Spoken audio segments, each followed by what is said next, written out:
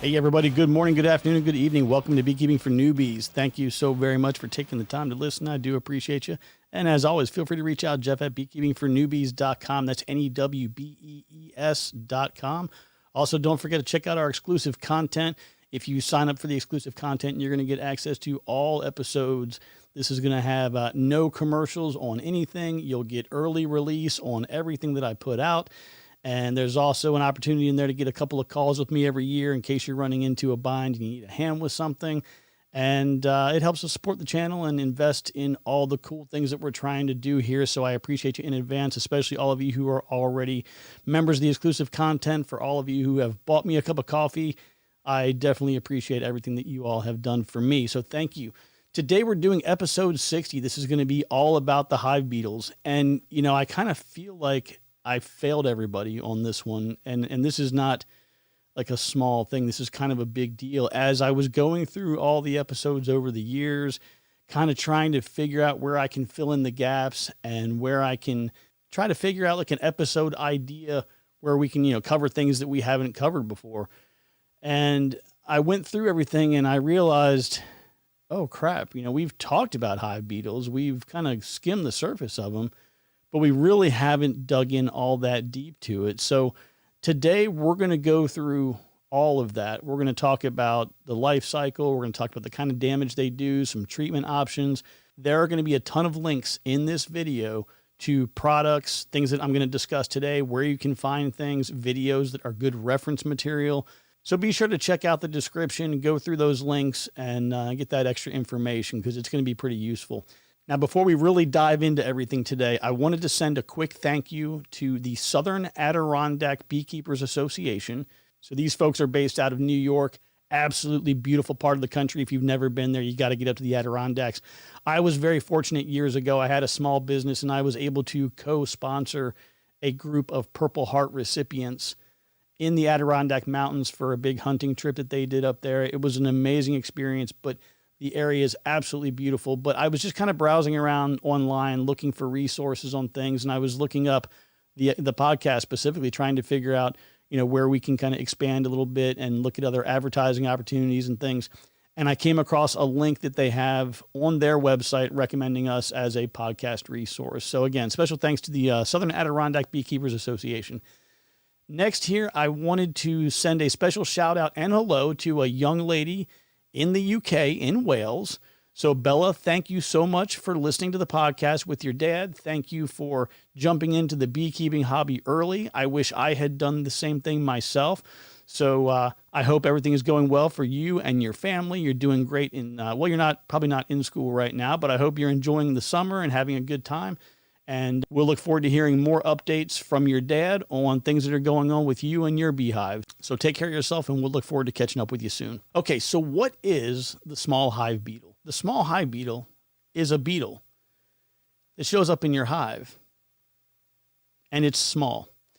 So when you first see it, you know, I remember like first year beekeeping, this little beetle showed up and I'm thinking to myself, I think that might be the little beetle I've read about, but there's no other beetles that are going to show up in your hive. I mean, I can't think of anything, you know, when you look at like wax moth is going to show up, you might have other insects that are trying to rob or come in from the entrance to do whatever it is they want to do.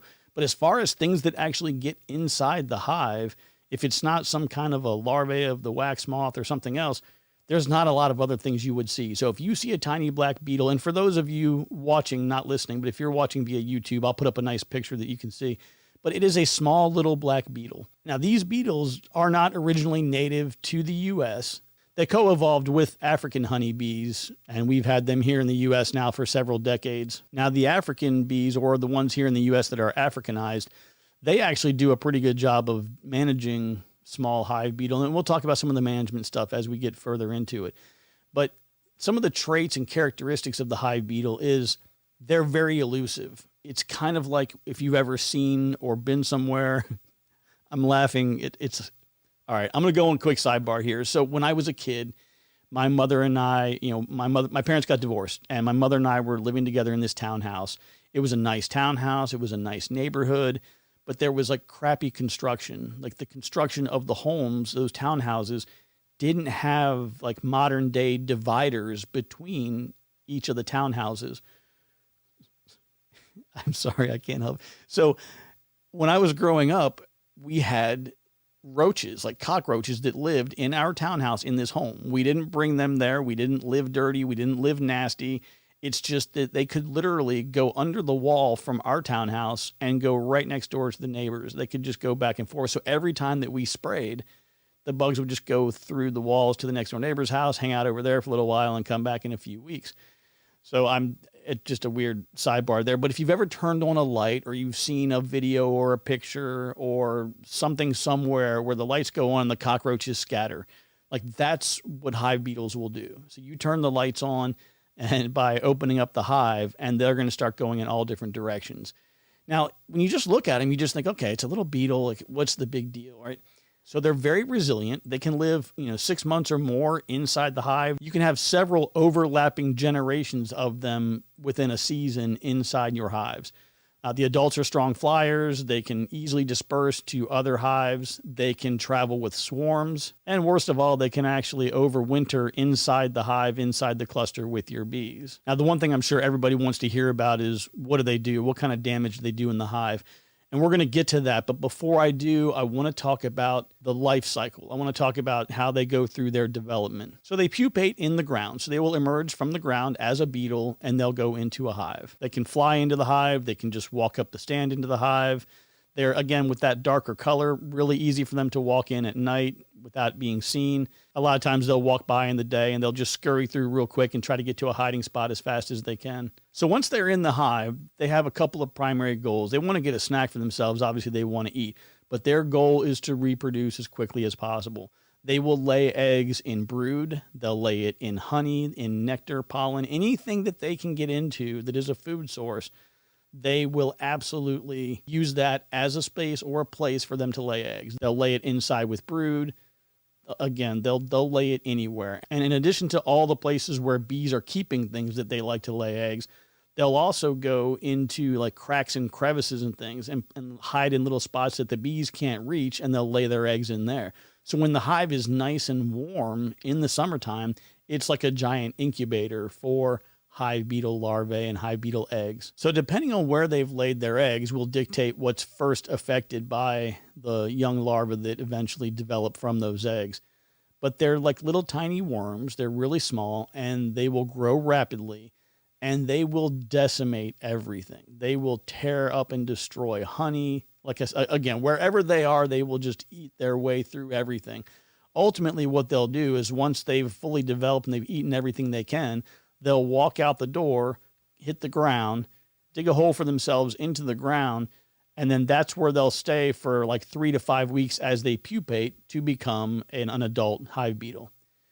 Now, inside the hive, it's actually really, really cool. And, we talk about this a lot when it comes to different diseases and different pests and robbing and all these other things. We always say, if you have a strong colony, they can handle themselves against most issues. They can fix and resolve a lot of problems just by their strength alone. Managing hive beetles is the same thing. Like, I didn't have big problems with hive beetles early on when I was just managing a couple of hives and I was trying to do everything I could to keep them strong. I saw the beetles, but they weren't really an issue to me. And I was hearing people tell stories about all these bad things that happened with them and, with the beetles. And I just wasn't seeing that. And then you get a few weak hives, you do some splits that end up not being, as strong going into the summer as some of the larger colonies are. And then you get to see firsthand how bad they can be. But with a strong colony, it's really a super cool thing to see. The workers inside the hive, they will chase the hive beetles into corners and crevices and basically kind of lock them in. They will get a couple of workers to sit there and not let them out of that corner, and they will propolize them into these little beetle jails. And once they get it sealed up, they'll go away. So they do a good job. I've seen some videos and some pictures with a bunch of honeybees just sitting right across the top bar on a frame. And they're guarding from the hive beetle. So the hive beetle tries to come over and get to the inside of that frame. And they're like, nope, you can't come in here. So they do a lot to protect and defend themselves, even once the hive beetle's inside the colony. But if it's a smaller, weaker colony, it doesn't have the available resources to do that. And that's when things get kind of bad. Now, there is a piece of good news for those of you, if you're in northern climates. The hive beetles, obviously, they can be very problematic during the season. But if you're in a northern climate, when they go to the soil, into the ground to pupate, the cold weather, the extreme cold, will actually kill them off in the ground. So you won't get that next generation. But you do still have to be mindful of the fact that they can survive, for about 6 months or so inside the cluster, inside the hive. So that's always a challenge. So, but if you're managing them effectively, they shouldn't be able to get to a point where they're out of control. One thing I do want to mention, it just kind of popped into my head, and I don't even have it in my notes, but they will feed, like I said, they'll feed on anything. They'll feed on brood, they'll feed on honey, nectar, pollen, whatever they can get to, they will eat it. And that also goes for pollen patties, sugar syrup, any of those things that they can get to. I've seen them go into pollen patties and then lay their eggs in the pollen patties. And then you come back like a week later. I mean, it happens fast. It only takes a few days for those eggs to go to larvae. And you come back and there's these little tiny worms. It's all they look like, little miniature caterpillars, basically climbing all over the place. So if I have to feed and you decide you want to use a pollen patty in the summertime when it's nice and warm, keep small pieces. Don't put massive amounts on. Spread them apart. Like if you're going to put, let's say you have an entire patty, maybe you split it into like 4 sections and put them across the top bars of a couple of frames. But put them in a place where it's easy for you to get them off when you're done with them if they don't eat them. But don't leave them on for more than a couple days. Put down whatever your bees can eat in like 2 to 3 days and no more. Because they will get in there, they will use it as a feeding and breeding ground, and then it's all over. Now, I want to chat real quick about some treatment options and methods. There are a ton of things out there. There are more of them that keep popping up on a regular basis. And like I said, I'm going to have links to videos and a couple of product links. Full disclosure, I may have an Amazon link or two. I've literally never made anything from an Amazon affiliate link or whatever, but I'm going to put those links in here to link to some Amazon things just so you can get to them really quickly. I don't care where you buy it. Buy it from wherever you like to buy from, wherever you're happy with, just go with that. But the one video that I thought was really funny, and it's a guy, he calls himself the Bug Farmer on YouTube, and he came up with what he calls the BS 5000, and this is the Beetle Sucker 5000. It's a small handheld vacuum. And I think it's originally designed to be like a car detailing vacuum. But he takes this little vacuum and he does some modifications to it. It's a cool video. And there's been I've seen at least 6 or 7 different videos of people making something similar with the exact same product. I'll link it. It's on Amazon for about $25 or $30. And he opened up his hive with these adaptations he made to it, turns it on, and he just starts sucking beetles up with it. And he goes through his entire apiary. I'm not going to give it away, but at the end of the video, I think he spelled the number of hive beetles that he had captured with the BS 5000. And it's 4 digits. If I remember correctly, it was 4 digits. So again, you want to try to trap them and capture them and kill them any way you can. But if you can go in there, and I think he had about 10 or 12 hives, if you can go in there and you can catch whatever that number is using the BS 5000 or your own version of it, that is definitely something you might want to consider putting into your toolkit. The next thing was I saw a gentleman who did a video and he was talking about some research that had been done. I want to say it was maybe University of Georgia, but it was some specific research around hive beetles and treatment methods. And this guy, he made reference to Dr. Lewis Bartlett and apparently Bob Binney. So if you guys don't know Bob Binney, there's probably 6, 7, 8 guys and gals, maybe 10 guys and gals who are kind of like the godfathers and godmothers of beekeeping, and there's great people out there. It's a great community. Maybe they talk smack about me behind my back. I don't know. I've never talked bad about anybody in the community. I've never heard them talk bad about me or anybody else. It's a really cool community. And Bob Binney's one of those guys, man. He's been keeping bees forever. He's a great resource. By all means, check out his site and his information, everything he puts out. But you got him and Dave Burns and Cayman Reynolds and Randy Oliver and, University of Guelph, Paul Kelly. There's so many great people out there. But anyway, Bob Binney, I guess, had interviewed this Dr. Lewis Bartlett. And I have not seen the interview, but that might be something worth checking out as they discussed some of the methods around catching and specifically killing the hive beetle. But what this guy in his video recommended was GrubX by Scotts.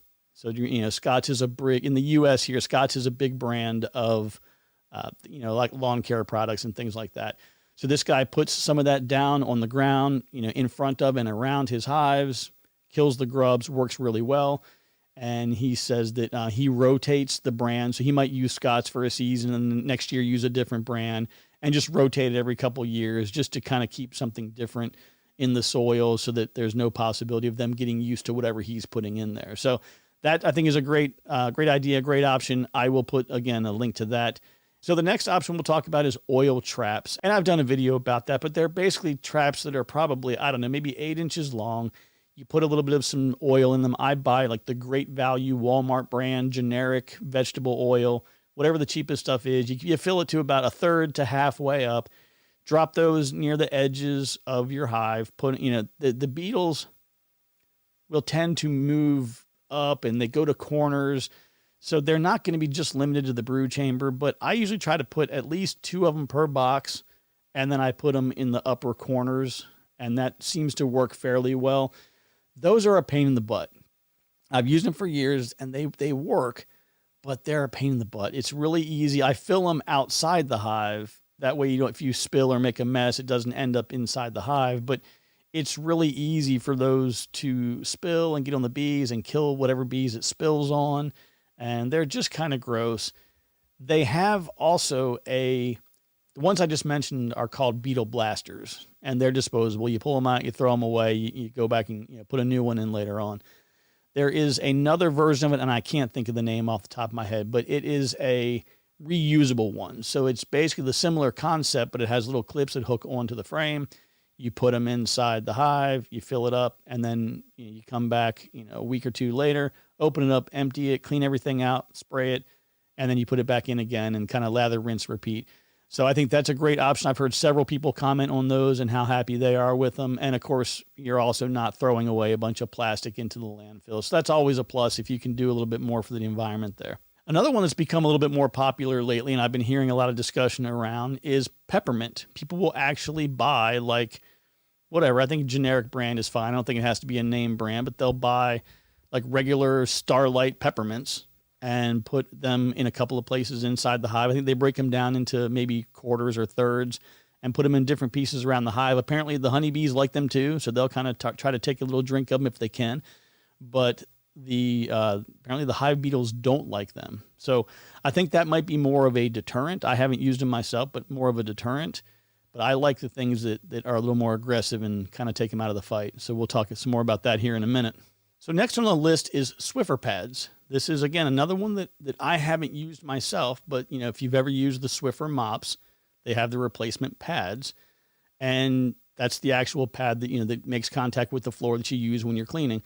People have said that they put those inside the hive, and basically what happens is the hive beetles have little barbs on their feet that they use to hold on, when they're walking around, and those barbs get hooked into the Swiffer pads, and that they get locked in there and they can't move and they die. So that's another option. We talked about the grub killer on the ground. Another thing that I've heard people talk about is entrance traps, like an actual trap that as the beetles are walking through, they fall into or they get trapped, and that's that. I've heard a lot of people say that those are not very effective. The beetles don't always walk directly through that path. They'll go left, right, or above, and it's just not as effective. So it's an option, but I don't think it's necessarily the best option. Now, I have a note here, and this is a new one too. I will try to track down the link to the gentleman's video, but he uses the Dixie H700, Dixie H700 disposable towels. He buys a box of 150 of them. And I think that, he gave the pricing and all the information in the video, but they're not that expensive. He lays them in these strips across the top of the hive and then closes everything up. And he just comes back and swaps them out when they get full of beetles. It's the same concept as the Swiffer. It's just, again, long strips of towels. Again, if I can find a picture or whatever, as I'm going through editing, I'll try to get something up into the video so you can kind of get an idea of what I'm talking about. Now, another cool option, this is one that I'm not sure if I would do this or not. I guess it would depend on how big of a problem that I had, but you can deploy what's called nematodes, Nematodes. So this is a type of roundworm. Now, the two that are recommended for small hive beetle are Heterohabditis indica and Steinernema ryobrave. Easy for me to say. So these are naturally occurring soil-dwelling ambush predators that feed on a wide variety of turf and citrus pests. So one cautionary note that I would give you is we have a lot of things, particularly here in the US, and I'm sure it's happening all over the world, but we have a lot of invasive species, whether it be plants, animals, fish. I would do a little bit of research up front that if you wanted to go down this path, which I think it's really cool, it's something that is natural that would take care of the problem and probably relatively cost effective. I did some research online. It wasn't that expensive. You just don't want to be introducing something into your local area, into your ecosystem that could have greater impacts and ramifications. So just do a little bit of research up front before you go that route. But I like it. It's an all-natural route. It's worth trying. Now, I'm hoping that I've saved the best for last. Now, this last treatment method I'm hoping it's going to be the go-to solution moving forward for me. I was digging around trying to find a new solution, trying to find something different. I was a little bit worn out with the beetle blaster trap things, and I was just trying to see if I could find something new. And again, I mentioned him earlier, Cayman Reynolds. If you don't know Cayman, again, very active in the bee community. Definitely check out his YouTube channel. Lots of good information. But he was doing a video on this beetle trap that he had come across. And he was talking about how they basically use a bait that looks very similar to a pollen patty. And the pollen patty is basically laced with boric acid. And they've done enough of the research to figure out, what concentration can they put into this trap that will not negatively impact the honeybees, has no effect on the bees, but will still kill the hive beetles. So the research has been done. They've got the product out there. You can order it as just the traps and the bait separately, or you can order them pre-baited. I went ahead and just bought the ones that were pre-baited. So you just throw them right in the hive and you're done. But if you want to check that out, it's shbtrap.com. I'm in no way affiliated with them. I don't receive any compensation or affiliate stuff or anything like that. I just think it's a product that has a lot of potential. I know Cayman's trying them out. I've got them planned for my hives for next year. So I'm not going to have any information for you this year on them. But again, if I hear from him or anybody else, I will definitely let you know. But like I said, it's reloadable. You just need to rebait them again the following season. And I think that's got a lot of promise. It's supposed to kill them. I think it's something like within 3 days or so, your hive should be completely beetle free. So if it can deliver on that, it's worth every penny. I think I spent $30 for pre-baited traps, and that was a 10-pack. So $3 a trap maybe. Worth every penny in my opinion. Well, I think I'm going to try and wrap things up here for the day. Like I said, the small hive beetle, it's something that I've been meaning to talk about for a while, and I'm hoping that this information is really useful for you. If you're finding it, for those of you listening on YouTube, if you find this to be useful, please consider liking the video, subscribe, share it with your friends. If we missed something, drop a comment below. Let us know where we missed out and things that we can do better. And like I said before, having a strong colony and maintain that colony the way that you need to take care of them and preserve and protect them is a critical component to everything. As long as you're doing everything you need to do as a beekeeper, the chance of these things becoming overwhelmingly problematic is much, much lower than it is if you're not doing your job. So make the commitment to your bees, take good care of them, love them, and they'll love you. But that's all I got for you today, everybody. So take care, be kind to one another, and remember, I love you, and there's nothing you can do about it. We'll talk to you soon.